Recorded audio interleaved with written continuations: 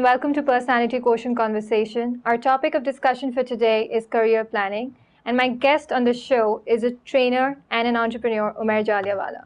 Hi, Umair. Hi. Thank you for being part of this series. Thank you. So, Umair, career planning is an important part of everyone's life, be it students, be it managers, be it executives. Yeah. Everyone has to plan their career.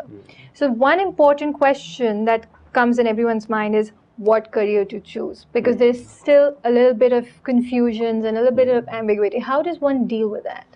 Yeah, that's a very open question and allows for a lot of interaction.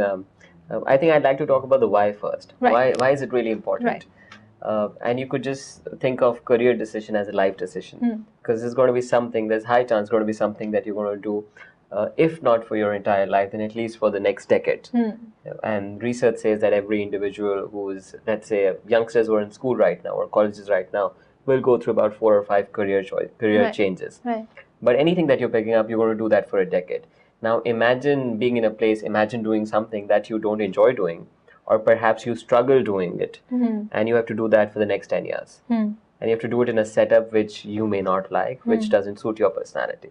Right. So it's really, really crucial to think of it right now. And a lot of careers that you have to think really early about. For example, individuals who think of going into forces, or who think of perhaps making choices that have to be made really earlier on in life, will be denied of a lot of things if they don't decide on it earlier on.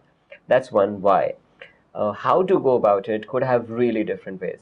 But I think my first point here would be about exposure. Right. And this just reminds me of this this friend of mine who was in this college, which and his class is about 5 girls. So he fell in love with one of them, and when he graduated, he fell out of it. And I asked him, why did that happen? He said, that's because I had not seen the world, and I'd only seen the 5 of them, and I thought she was the one. But when I went around, I saw so many, and I thought that she was nowhere in the picture. And what I wanted, I could find elsewhere. And that's the case with career as well. Right. You see, for example, if you've never seen a trainer, or if you have never experienced a training session, there's high chance that you're never going to think of training as a career. Right.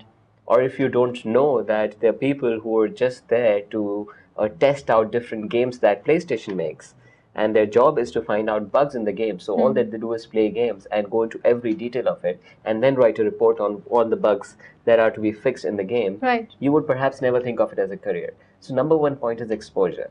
And exposure, there are diplomas, which year-long diplomas that are just to how to design a staircase in a building. So imagine the specialization we're talking about. There are diplomas on how to weave baskets underwater.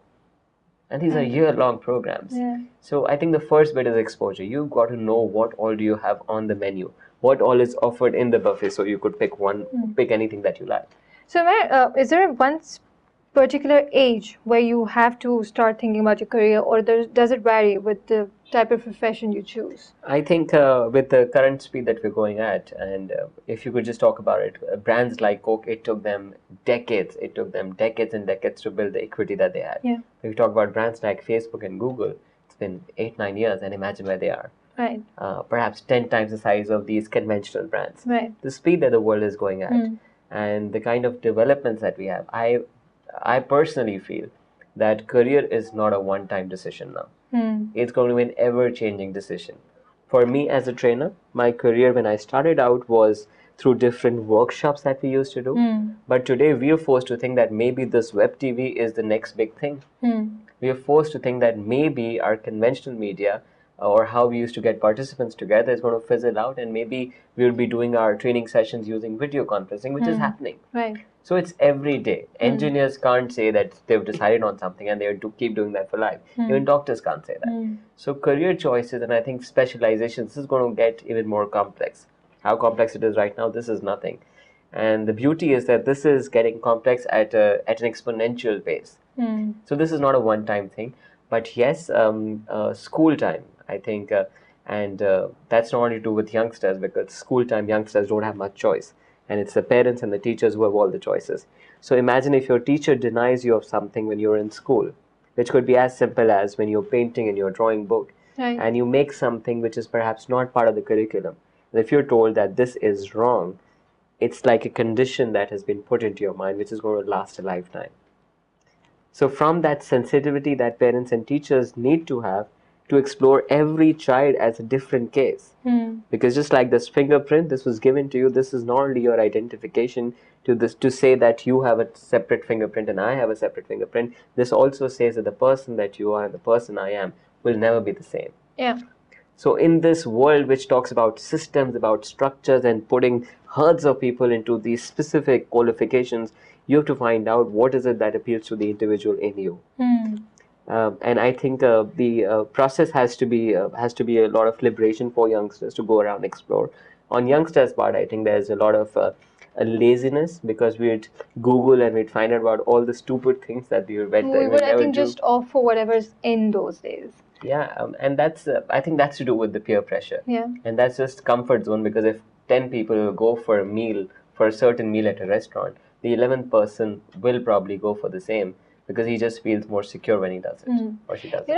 Umair, I've also come across people who think that, because they have done their degree in, let's say, HR or marketing, they can only opt for careers related to marketing. They cannot go into HR, they cannot go into finance, or maybe doctors. Is it like necessary that the education that you do is the career that you choose? Can you not deviate from it? I think, again, this is a conventional concept, because if you talk about organizations right now, HR, now the structures that they're talking about, the belief is that HR department will not be a separate department. Every business unit will have its own HR. Right. They're saying every person has to be an HR manager. Right. Every person has to think of his or her succession. Right. So these models, again, are collapsing. We used to say marketing is the big thing, then came in branding. And then we started debating about the two. We said finance are the business channels, and I said, no, finance is maybe just a support function. So these paradigms will keep exhausting themselves. My question here, and that I ask my audiences as well, is not whether you can or not. That's a secondary thing. The question here is whether you want to or not. That's true. And once you figure that out, then cans work out. See, what is the glitch here? I've done my specialization in marketing. I want to make a career in HR. What does it take? Does it really take only a degree to get there? Or maybe being in the marketing department and yet being involved in HR affairs, having strong interaction, networking, and then having an internal switch could work out that way as well. So I guess the right choice is only when you have the answer to the question whether you want to do it or not. Yeah, and by right, I don't mean the ultimate. It's not, nothing is ultimate now. Your right choice is as per the situation you are in at this point in time and as the world functions right now. And this may change 6 months down the line. So you've got to be flexible. You don't know what the next big thing will be. You don't know how your passions could change. Right. So changing over time to suit that particular situation is not wrong. But you've got to, and in this you could create a classification of the core and the detail. For example, the core of my work is ideas, is conversation, and connectivity. Right. Yeah, so if I take these as my core, which is ideas, conversation, and connectivity with people, now maybe I'll end up in media, which provides for ideas, conversation, and connectivity. Or maybe I could do something as writing, which is again ideas, conversation, and connectivity. Sales. So these are, you see, these are the details of it. Yeah. But the core of my personality wants to do something which has to do with ideas and sharing them. Now, platforms could be different. So you see, for example, some people would like to become, or I have people in my training who would say, I always wanted to be in army, and I couldn't get into army. I was rejected, and I'm such a loser now. I can't do anything. And I always ask them, why is it that you wanted to be in army? What was it that appealed to you about army? Maybe it was the uniform factor.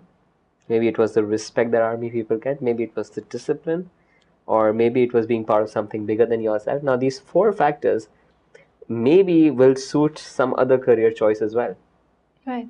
Yeah, that person might, if it was a uniform or being part of a reputed organization, then maybe working for HP would do just the same, because that's also a big brand, or Apple would do just the same. Right. If it was discipline, then maybe working in an academic environment would do the same, because academics is associated with discipline somehow or the other. So whys are therefore very crucial. Right. Thank you so much, Umair. I'm sure this conversation was very important for all those people out there who do have confusions regarding planning their career. Thank you, and I think it's just a start. There's so much more that you have to explore on your own. Definitely. Thank you so much, Umair. Thank you. For more conversations, visit our website tv.personalityquotient.com.